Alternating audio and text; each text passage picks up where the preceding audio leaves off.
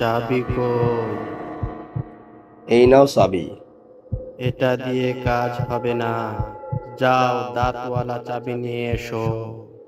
পিছনে সবখানে আগুন, ফিরে যাওয়ার কোনো রাস্তা নেই, আমি কিভাবে চাবি আনবো? যাও, ওকে ওই আগুনে চোবাও। আহ, আহ, আহ। আমাকে চেনো? আমি রসুলপুরের রাজা। আজ এখানে কোনো রাজা, প্রজামন্ত্রী, পীর মুরিদ, ধনী গরিব, সাদা কালো নেই। দাঁতওয়ালা চাবি ছাড়া ঢুকতে দেওয়া হবে না।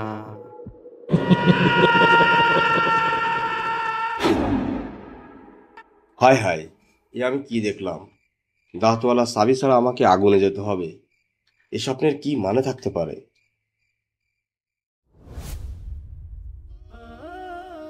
ও গোলাপ, আজ আমি এক অদ্ভুত স্বপ্ন দেখেছি। তোমার কিন্তু বুদ্ধি খাটিয়ে এ স্বপ্নের ব্যাখ্যা দিতে হবে।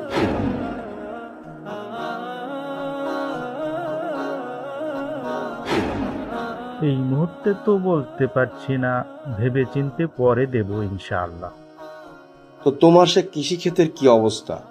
আমি পরিদর্শন করতে চাই। আপনার যখন ইচ্ছা হয়েছে তাহলে চলেন।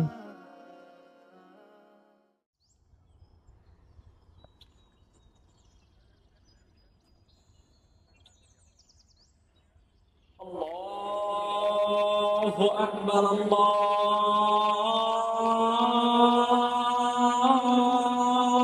أكبر মহারাজ, চলেন জামাতে নামাজ পড়ে আসি। আরে, নামাজের মতো নামাজ জীবনে একবার পড়লেই হয়।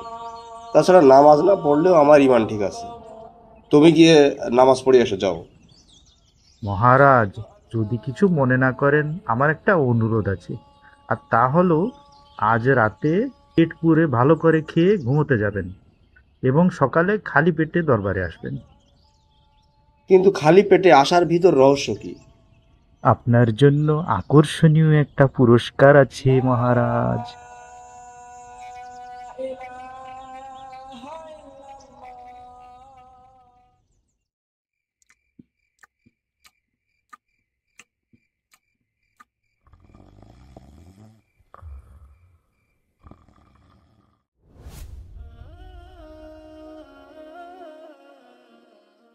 ও গোলাপ, এত বেলা হলো কিছু খাইনি। খালি পেটে সকালে আসতে বললে কেন? কি উপহার দেবে? রাতে পেট পুরে ভালো করে খাওয়ার মতো খেয়েছেন তো? ভালো করেই খেয়েছি, কিন্তু এখন তো খিদেতে পেট চোচো করছে। কেন মহারাজ, খাওয়ার মতো খাওয়ায় একবার হলেই তো হয়। 3 বেলা না খেলে শরীর ঠিক থাকে? নামাজ ছাড়া যদি ইমান ঠিক থাকে, খাবার ছাড়া শরীর কেন ঠিক থাকবে না? এই আলিম সাহেব, ইমানের সাথে নামাজের কি এতই সম্পর্ক? জি মহারাজ, নামাজ ছাড়া ইমান ঠিক থাকে না। মুসলমান আর কাফিরের মধ্যে পার্থক্যই তো নামাজ। যে নামাজ ত্যাগ করলো সে কুফরি করলো। জাহান্নামীদের জাহান্নামে যাওয়ার কারণ জিজ্ঞাসা করলে কেউ কেউ বলবে তারা নামাজি ছিল না। কোনো অবস্থাতে নবীজি সাল্লাল্লাহু আলাইহি ওয়াসাল্লাম ও সাহাবীরা নামাজই ছাড়তেন না, কারণ নামাজ ছাড়া জান্নাতে যাওয়া যাবে না। তাহলে তো নামাজ কোনোভাবেই ছাড়া যাবে না। আর গোলাপ, আমার উপহার কই? আলিম সাহেব, দাঁতওয়ালা চাবির হাদিস নম্বর যেন কত? সহিহ বুখারী হাদিস নম্বর 1237। মহারাজ, আপনি স্বপ্নে যে দরজা দিয়ে ঢুকতে যাচ্ছিলেন সেটা জান্নাতের দরজা। আর বুখারী 1237 নম্বর হাদিস অনুযায়ী ওই দরজার চাবি হলো লা ইলাহা ইল্লাল্লাহ। আর আপনার কাছে ওই চাবিটা আছে, অর্থাৎ কালিমাতে আপনার মৌখিক বিশ্বাস আছে। আর ওই চাবির দাঁত হলো নামাজ, রোজা ও অন্যান্য আমল, যাতে আপনি গাফিলতি করেন। নিয়মিত ফরজ ও সুন্নত আমল করলে ওই দিন আপনি দরজাটি খুলতে পারবেন।